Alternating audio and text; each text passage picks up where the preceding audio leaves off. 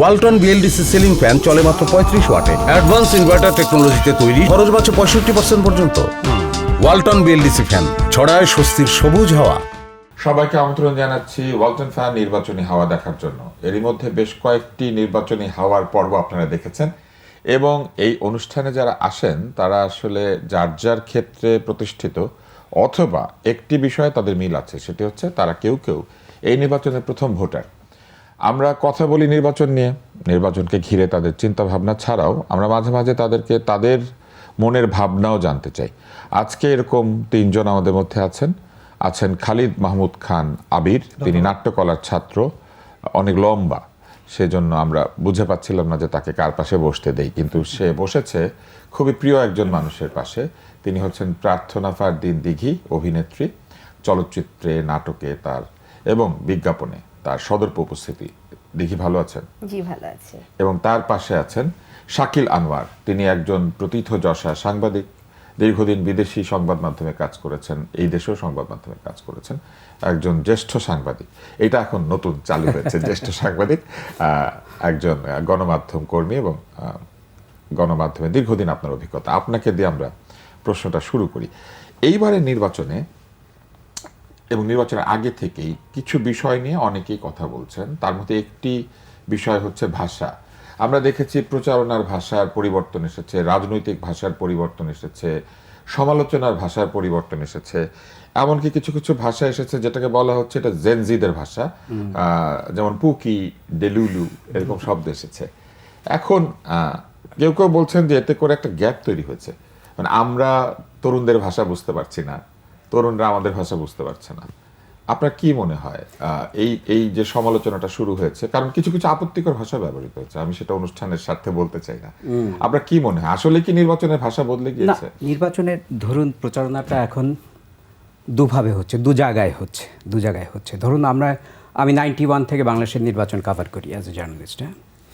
So তখন social media ছিল না, ইন্টারনেট ছিল না তখন, আপনি জানেন আর কি, তাই না? তো তখন সমস্ত ভাষাই পলিটিক্যাল পার্টিগুলো সমস্ত তাদের এনার্জি খরচ করতো রাস্তায়, মাঠে, তাই না? আমরা পড়তাম পত্রিকায়, দেখতাম টেলিভিশন। সেই এখন বদলে গেছে।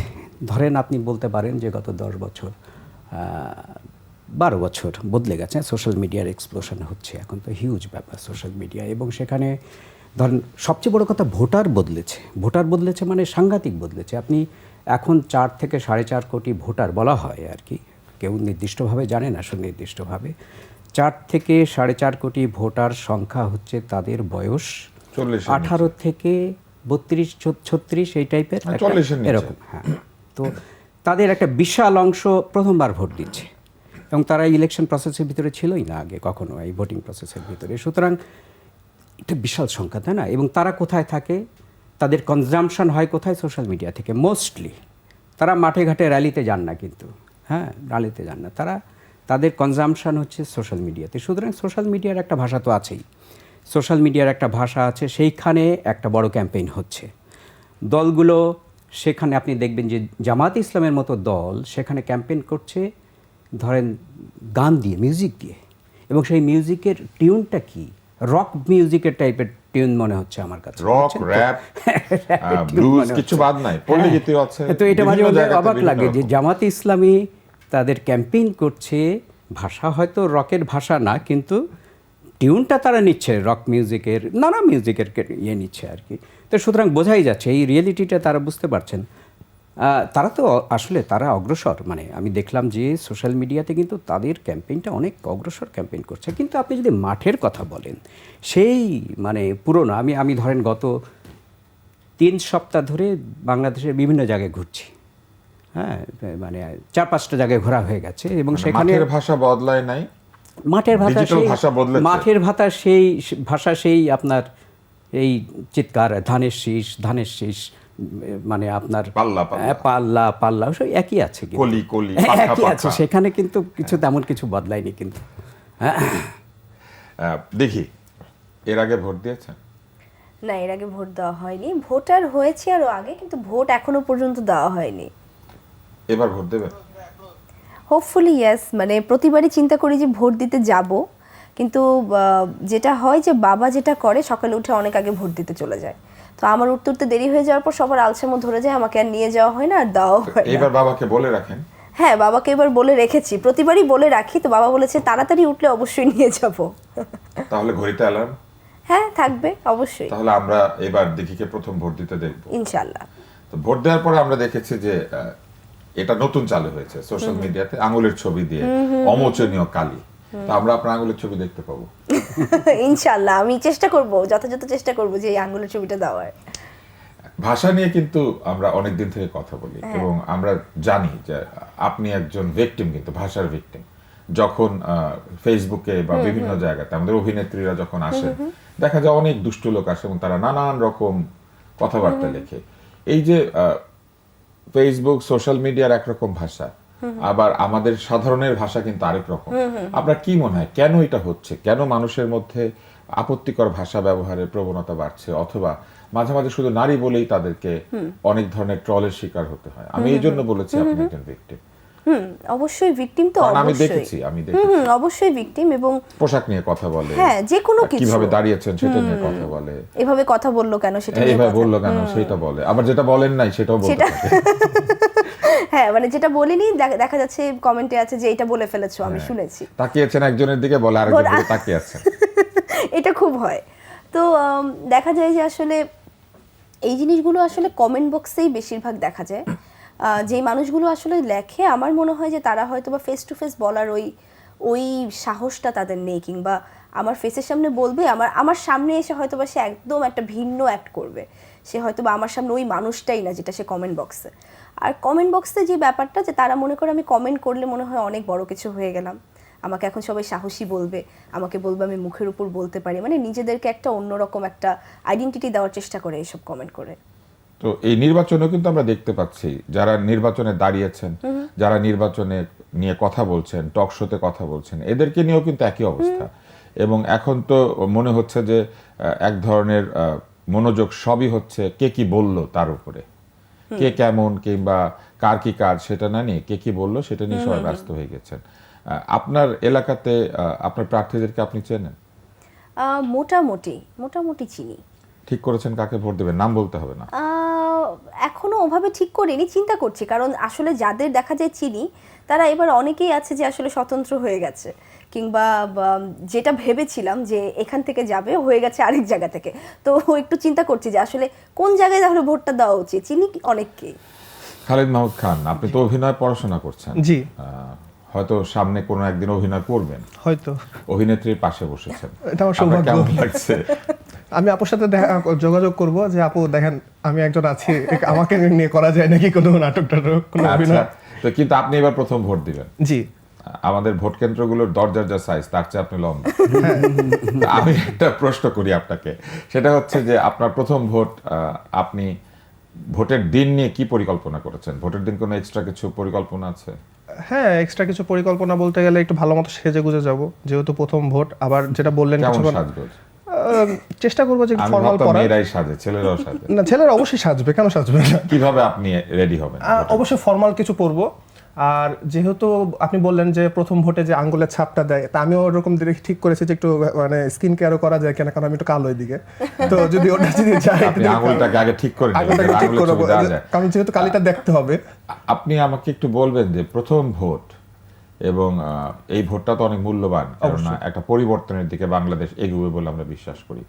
একজন ভালো প্রার্থী বা আপনার পছন্দের উপযুক্ত প্রার্থীর আসলে যোগ্যতা কি?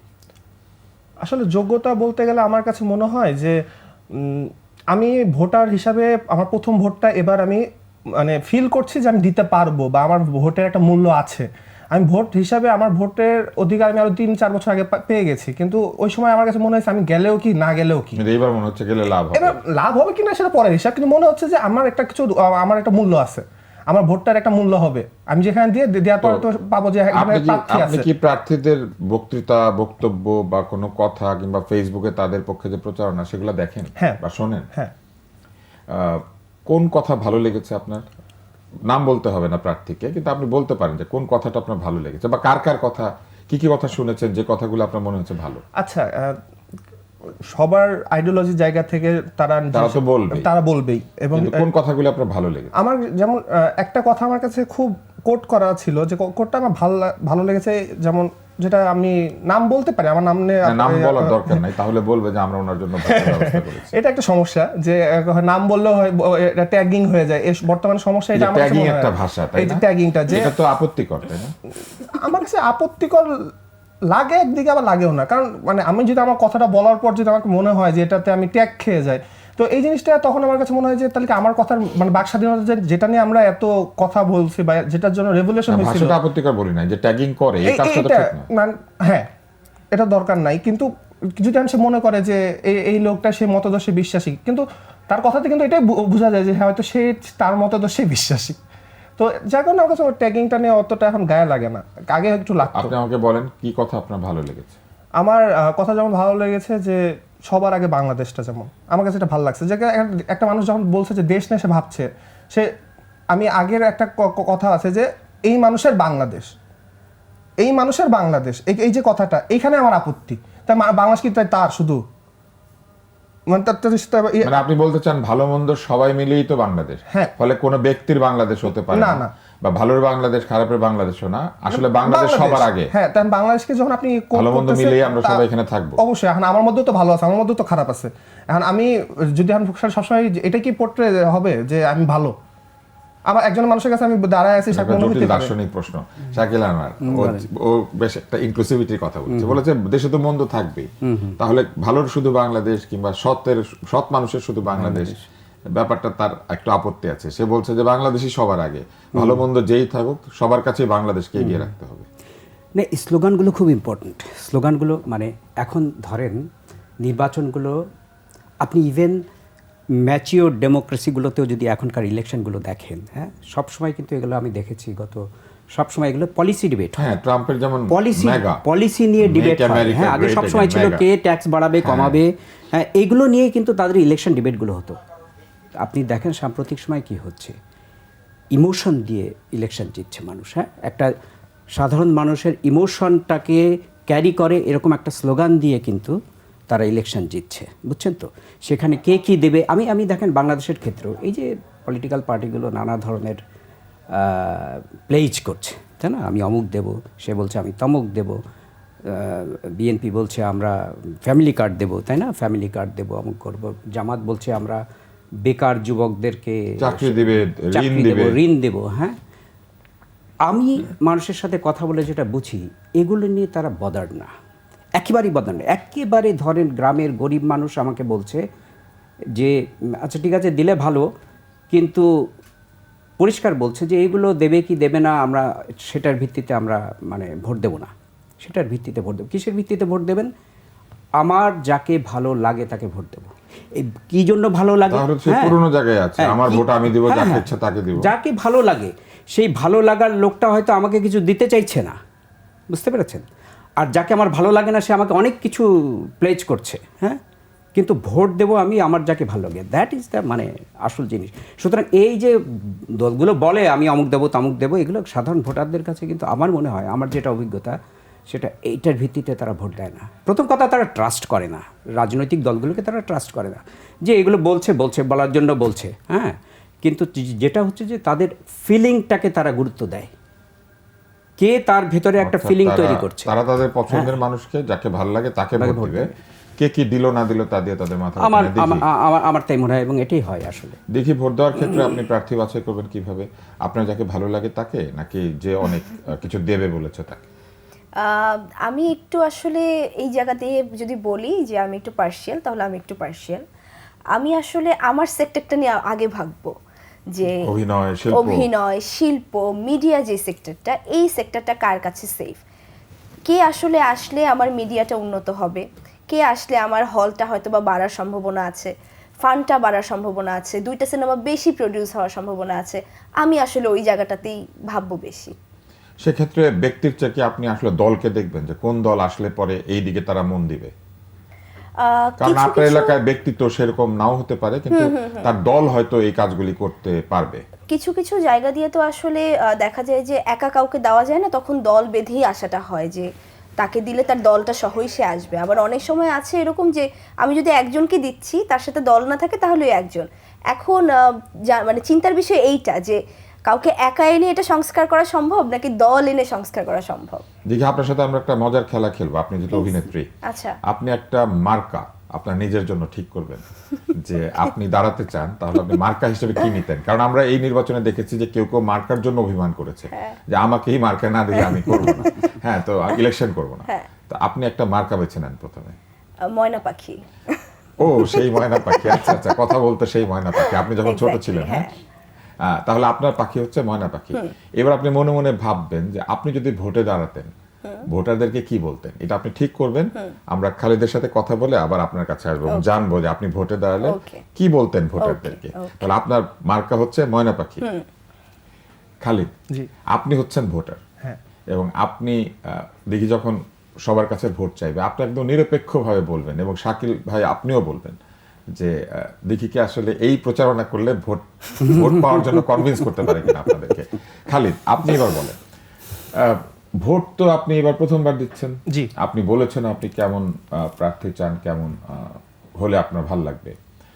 এই যে জুলাই আন্দোলন হয়েছে, এবং জুলাই আন্দোলনের একটা অংশ তো বিরাট অংশ তরুণরা, তরুণদের কাছ থেকে আপনি এইবার যেরকম রাজনৈতিক প্রতিশ্রুতি আশা করেছিলেন বা রাজনৈতিক ভাষা আশা করেছিলেন, তারা যেভাবে বক্তৃতা দেবে আশা করেছিলেন, সেইটা কি তারা দিতে পেরেছে? আপনাকে সন্তুষ্ট করতে পেরেছে? না, পারে নাই। না। কেন পারে নাই? তার একটা বড় কারণ হচ্ছে যেহেতু জুলাইয়ের একটা অংশ আমিও জুলাইয়ে ছিলাম। তো জুলাই যে স্পিরিটটা না, মানে আমার কাছে কেন জানি মনে হচ্ছে দিন যত যাচ্ছে যে ওই স্পিরিটটাতে উপর না আমরাই নিজেরাই দাগ লাগাচ্ছি। ওই সময় যে একটা বলিষ্ঠ কণ্ঠের থেকে আমরা বলতাম যে আমাদের অধিকার বা আমরা এখানে দাঁড়িয়ে আছি, সে জায়গাটা না কেমন জানি এখন হয়ে যাচ্ছে আমাদের আর নাই। মানে এই আন্দোলনের সময় তারা আমরা বলতে, হ্যাঁ, আন্দোলনের সময় তখন সবাই, আন্দোলনের সময় তখন কেউ কিন্তু বলেনি যে তুমি তোমার নাই, এটা না। আন্দোলনের সময় আমরা, কিন্তু যখনই সেটা কনভার্ট হয়ে গেল, দিন বদলাচ্ছে, সময় শেষ হচ্ছে, সময় আরো বাড়ছে, সেটা হয়ে যাচ্ছে আমি, আমার, আমাদের, আর নাই, আমি হব, আমার বাবা, আমাকে দাও, আমার এলাকা, আমি যাব ওইখানে। তো তাহলে যে স্পিরিটটা নিয়ে আপনারা যখন বা আমি যখন দাঁড়িয়েছিলাম, সেই স্পিরিটটা যখন আমি দেখতেছি যে সেটা নাই হয়ে যাচ্ছে, সেখানে ওই আগের জিনিসগুলাই আসতেছে, যে আবার ওই একই পাজলগুলো হচ্ছে, তাহলে মানে তখন আমার কাছে মনে হয় যে তাহলে আমরা কি আসলেই খালি ঘুরছি? আমাদের জীবনটা কি তাহলে আসলে সত্য যে একটা বৃত্ত, আমরা খালি ঘুরবো? এই জায়গাটা একটা আমার কাছে মনে হয়েছে। তাহলে এই বৃত্ত ভাঙার উপায় তো ভোট। আপনি যদি ঠিক জায়গাতে ভোটটা দেন তাহলে হয়তো বৃত্তটা ভাঙবে। আপনি কি মনে করেন যে আপনার এলাকায় ওরকম প্রার্থী আছে যাকে ভোট দিলে বৃত্তটা ভাঙবে?